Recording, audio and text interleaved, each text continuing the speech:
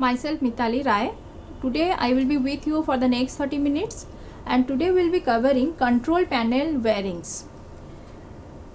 So in the introduction part we will be covering our control elements and bearing accessories. So before going to this main topic, I would like to introduce about what are the control elements and what are the bearing accessories. So before preparation of layout drawing and marking on control cabinets, it is very necessary to know all the functions of all the components used in the layout diagram. What should be the spacing between all these components? What are the ratings? Which rating will be used in which operation? That should be well known to us before going to this layout diagram or marking on the control cabinets. So that's why we have to first know what are the control components used in the control panel and what are the bearing accessories used in the control panels.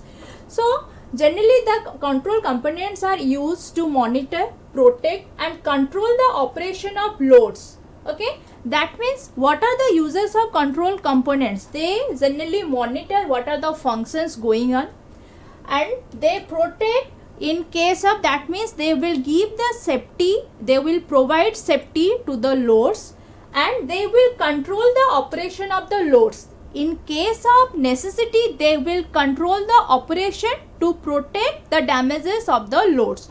So these are the three main working of control components. They will monitor, they will protect and they will control the operation of loads. Whereas the bearing accessories used in this control bearing or control cabinet, they are the components or accessories or electrical accessories which are used for this bearing. So next we will go to control elements which are used in control panel or control components.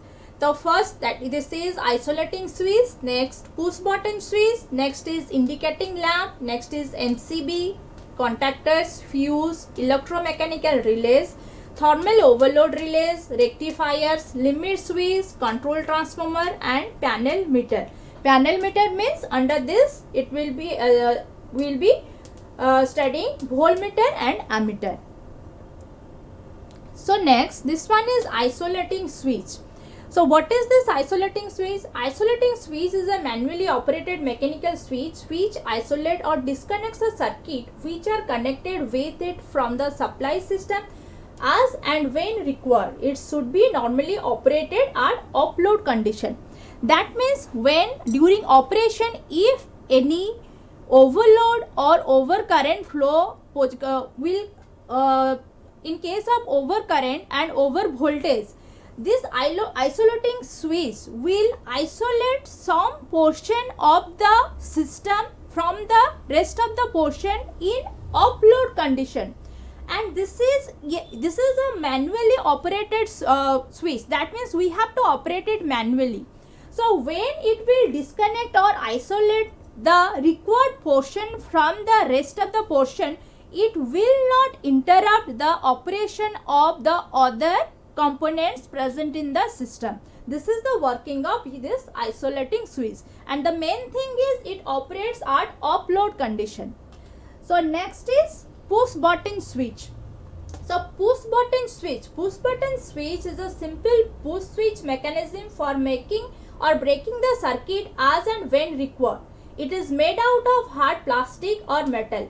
So push button switch is a type of switch. When we will make it on, we will push the button to on, then one metallic strip will be present in between two metals or two terminals that will be connected with that metallic strip will toss this two terminal.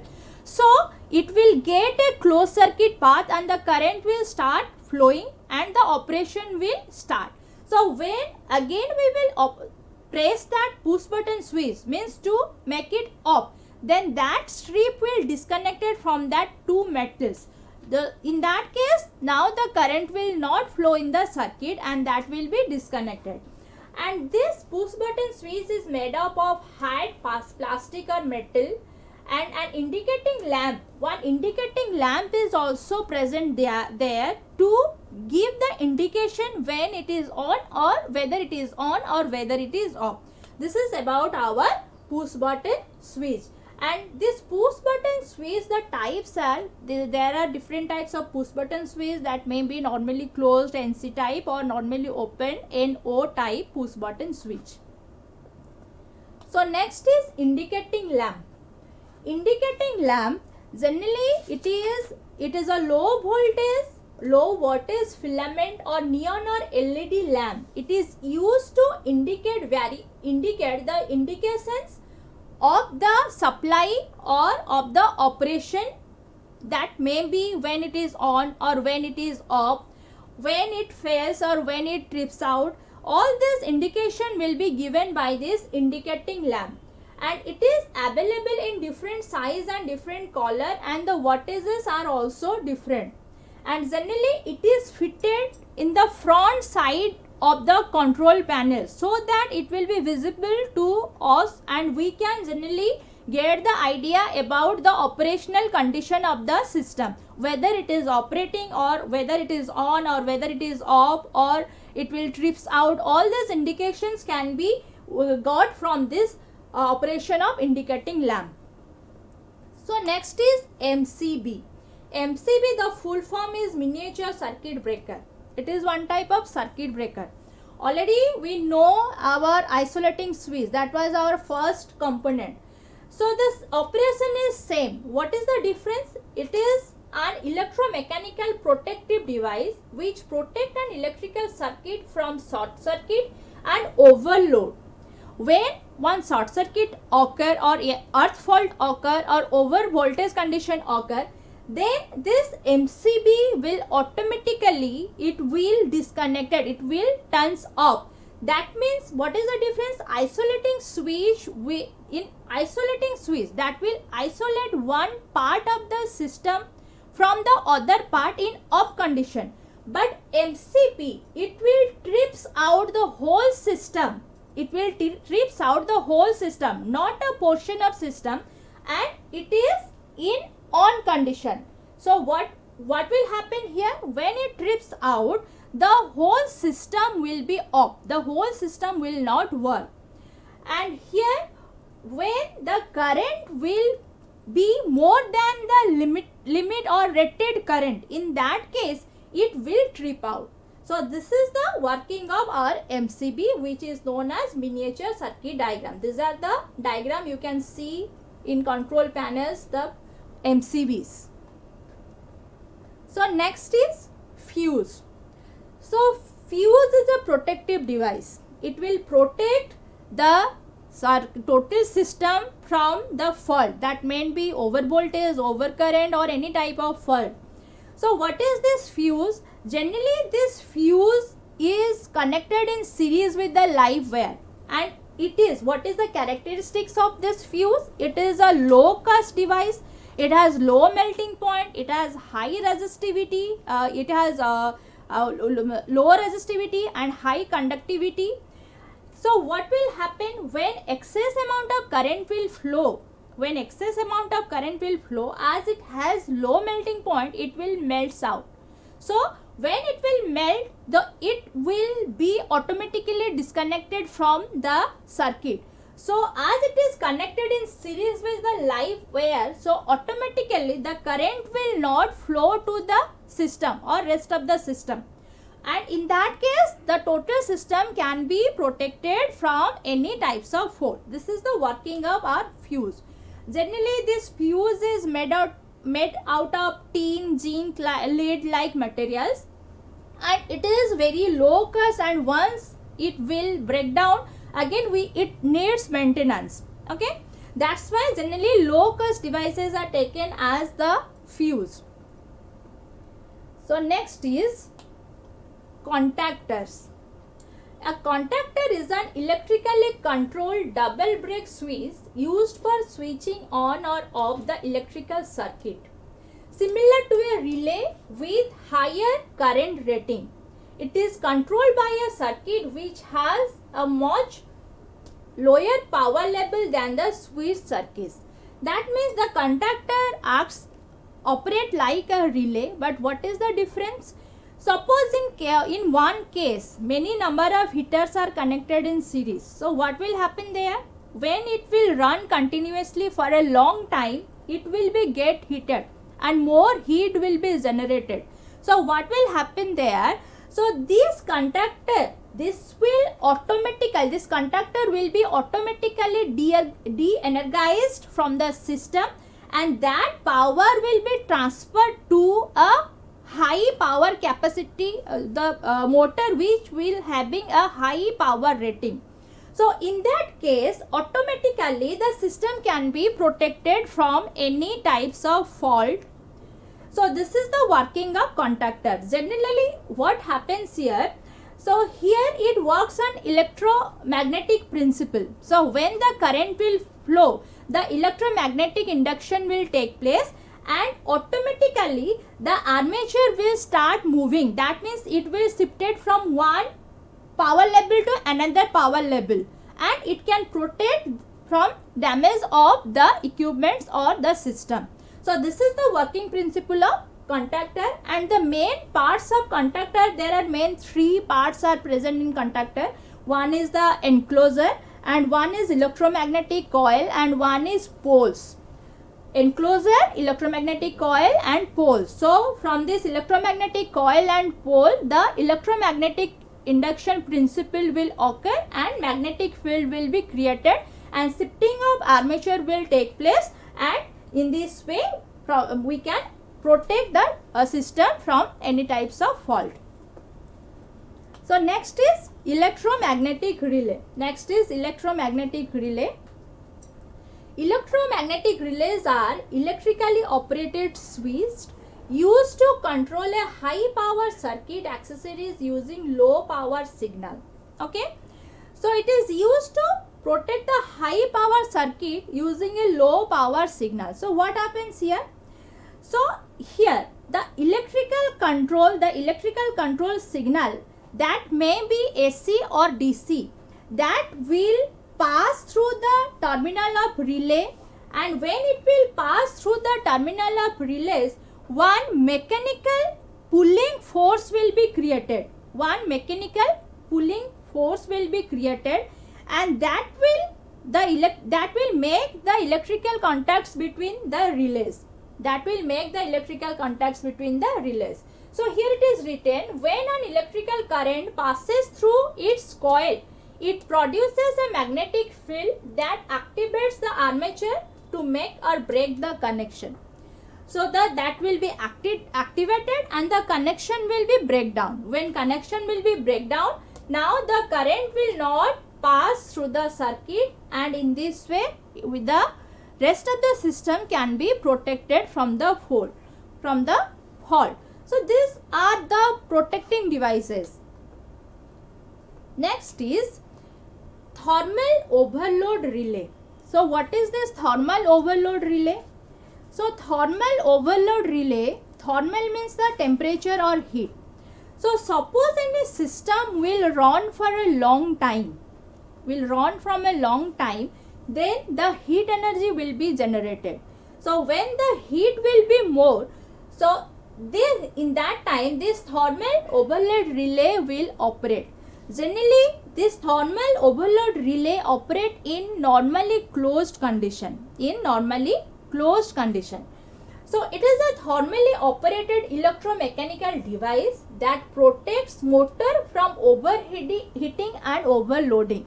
So when there will be overheating or when there will be overloading, in that case when the temperature will be more, so the electromechanical device, this is an electromechanical device, that means in the same case the electricity will be converted into mechanical energy, and this relay will operate, means it will disconnect the circuit from, it will sense that fault, and the rest of the circuit will be disconnected. So it can protect the system or control panel from the faults. So this is about thermal overload relay. So next is time delay relay. Time delay relay is also known as timer. So time delay relays are simply the control relay inbuilt with a time delay mechanism to control the circuit based on time delay. So what happens here?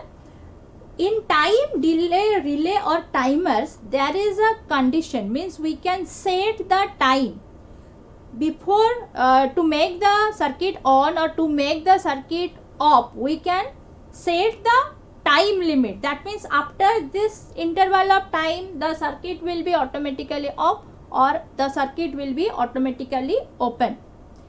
So that's why this is known as timer. So when we will set the time, suppose this function or some operation is going on in one system.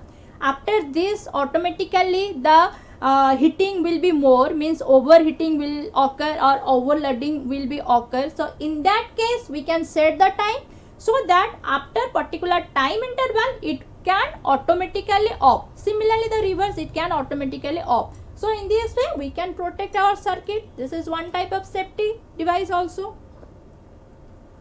Next is rectifier.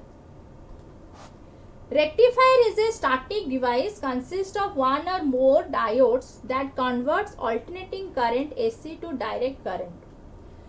As we know, a diode is like a one-way valve. So whatever may be the input, that may be your DC or that may be AC, the output will be unidirectional. Unidirectional means we can get DC circuit, direct current. DC output will be getting DC output. So in rectifier, what happens? The rectification takes place in rectifier. As per our requirement, when the input is AC and our requirement is DC, so in that case we use rectifier. It converts the AC to DC and we can avail that DC for our operation. So next is limit switch. Next is limit switch. Limit switch is a switch with an actuator which is operated by the monitor of a machine part or an object. When an object or parts come into contact with actuator, it operates the contacts of the switch to make or break an electrical connection. They are used to control the distance or angles of the movement of any mechanical part or axis of objects. So what happens here? Generally this is used as one pilot device for magnetic starter control circuit. Okay, that means it is used as a pilot device for magnetic starter control circuit. So what happens? It can indicate the limit switch, it can indicate the limitation. That means when it needs it is stop, it should be stop, it should run, it should start, when it should be on, it should be off. All these indication will be given by this limit switch. So next is control transformer. Control transformer, it has a main factor in this control panel. As we know, transformer is a device which transfer one power level to another power level and is always operate in AC. It transfer one power level to other power level and it has two windings, primary, secondary, like this. So what happens here? Suppose our requirement is 12 volt. So in that case, what we have to use? We have to step down the number of turns so that we can get the less level of voltage. So it is a transformer which is used to supply the power to the controller, auxiliary circuit or equipment which does not intend for direct connection to the main supply. Suppose some portion of the system is not connected with the main supply. So what happens there? So in that case, we require, that system require less number of input as voltage or anything. So in that case, what happens? We need to connect this transformer which can change the power level. Okay. So that we can get the desired input to the system. So for this one, we generally use different type of transformer like step up transformer, step down transformer, single phase transformer, three phase transformer, auto transformer, power transformer, current transformer, distribution transformer, instrument transformer. All these are different types of transformer which comes under this control transformer. The next is panel meter. All of you, we have seen this ammeter and voltmeter. Generally they are connected on this panel. So this panel voltmeter, panel meters, both voltmeter and ammeter are coming under this panel meter. They are connected on this controlling panel board. They are the measuring instrument used to measure the various electrical parameters of the circuit such as voltage and current etc. So what will be the input current or what will be the input voltage to the panel, that can be measured by this ammeter and voltmeter reading. We can also get what will be the power by multiplying this ammeter and voltmeter reading, as it will be giving, the ammeter will give current, the voltmeter will give voltage, we can get what will be the power. So all these are the measuring devices which are connected on control panel. So these are all about the controlling components which are used on our panel. So next class we will go for our wiring accessories. Next class we will start with wiring accessories, the accessories which are used for wiring. Okay. So if now for today this is over. If you have any doubt, then you can contact me on my WhatsApp number, that is 9778719239. Thank you.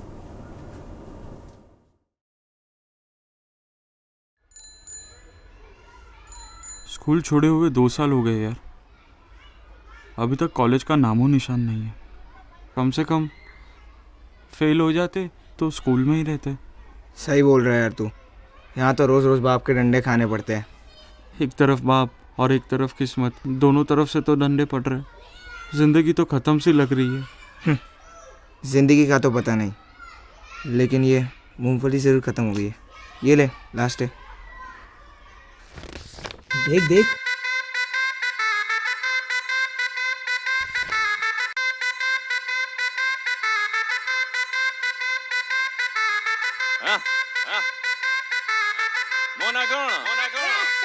तू भिड़ जा, तू लड़ जा, तू अड़ जा, तू कर जा, झूम झूम के घुमा तेरा हुनर का ये डंडा।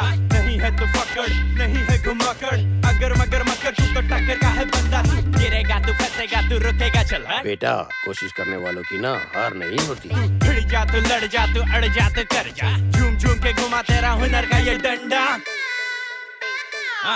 देखो लोकंकर काम हेला कथा हेबे कला कौशल नुआ सृष्टिर से मजा नेबे। तमे हेलो गोटे अतांक बड़ी हजार हेबे, सीए प्रजा किंतु तमे सब रजा हबो। जीवन तो गोटे स्वप्न बास्तवतार जे स्वप्नरु उठे, सब किछि संभव विथ काम आ कौशल। जीतिगिरी मिले बहु बड़ी बड़ी बहु बड़, तू करी जा, तू लड़ी जा, तू बड़ धन, तू हेलो स्किल देन ओडिसा। तू करी जा, तू लड़ी जा, तू बड़ी जा धन, तू hello skilled in Odisha. Skilled in Odisha, skilled in Odisha, yeah skilled in Odisha धन, तू हेलो स्किल देन ओडिसा।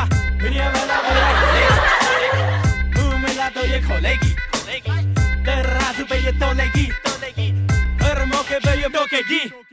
करना फिकर बस सब आगे तो बढ़, किस्मत को कोसमत साथ है हुनर। जो करना है कर, अब भुला दे तू डर, आसमां को छू ले फैला के तू पर। सुनो सुनो देखो कथा हबाकू अनेक लोक आज दुनिया रे, किंतु लाभ कौन तुमको ताको कथा सुनी बारे। बुझो एई कथा की तो चढ़े दौड़ी चले जाकी पचारे मोना कौन ओडिसा रे। तमे हेलो ओडिसार कौशल भूली बनी, तमे हेलो ओडिसार कौशल। बयस रे कम किंतु हब तमे बहु बड़, तमे सब कर ओडिसा को गौरव। तू करी जा, तू लड़ी जा, तू बड़ धन, तू हेलो स्किल देन ओडिसा। तू करी जा, तू लड़ी जा, तू बड़ी जा धन, तू hello skilled in Odisha. Skilled in Odisha, skilled in Odisha, yeah skilled in Odisha धन, तू हेलो स्किल देन ओडिसा। झूम झूम के घुमा तेरा हुनर का ये डंडा, हुनर का ये डंडा। झूम झूम के घुमा तेरा हुनर का ये डंडा, स्किल देन ओडिसा। तू करी जा, तू लड़ी जा, तू बड़ धन, तू हेलो स्किल देन ओडिसा। तू करी जा, तू लड़ी जा, तू बड़ी जा धन, तू